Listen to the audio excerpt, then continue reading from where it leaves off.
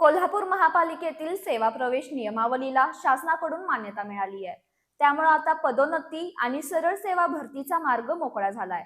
शासनाच्या या निर्णयामुळे अधिकारी तसंच कर्मचाऱ्यांमध्ये समाधान पसरले. या प्रकरणी महापालिकेचे आयुक्त डॉक्टर राजेंद्र भारुड यांच्या शासन दरबारी केलेल्या पाठपुराव्याला यश मिळाले.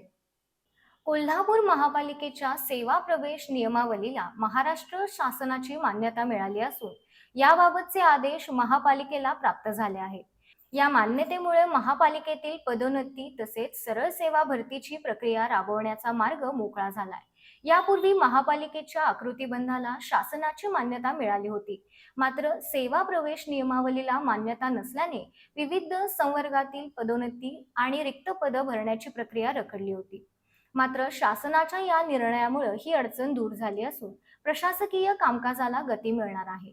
आयुक्त डॉक्टर राजेंद्र भारुड यांनी गेल्या 2 महिन्यांपासून शासन स्तरावर सातत्यानं पाठपुरावा करून ही मान्यता मिळवण्यात महत्त्वाची भूमिका बजावली आहे. मान्यता प्राप्त आकृतीबंधांमध्ये एकूण 4,445 पद असून त्यामध्ये 199 विविध संवर्गातील पदांचा समावेश आहे. या नियमावलीनुसार आयुक्त, अतिरिक्त आयुक्त, उपायुक्त, सहाय्यक आयुक्त या पदांसह विविध प्रशासकीय पदांसाठी शासन नियुक्ती आणि पदोन्नतीची प्रमाण निश्चित करण्यात आले. कामगार अधिकारी, रचना कार्यपद्धती अधिकारी, महापालिका सचिव, उपसचिव, कर निर्धारक, संग्राहक, मुख्य उद्यान अधीक्षक, जनसंपर्क अधिकारी, ग्रंथपाल, विवाह नोंदणी अधिकारी, सहाय्यक विधी अधिकारी, बागा अधिकारी, मालमत्ता व्यवस्थापक ही पदं पदोन्नतीद्वारे भरण्यात येणार आहेत. महिला बालकल्याण अधिकारी तसेच विधी अधिकारी ही पदं सरळ सेवा भरतीद्वारे भरण्यात येणार आहेत.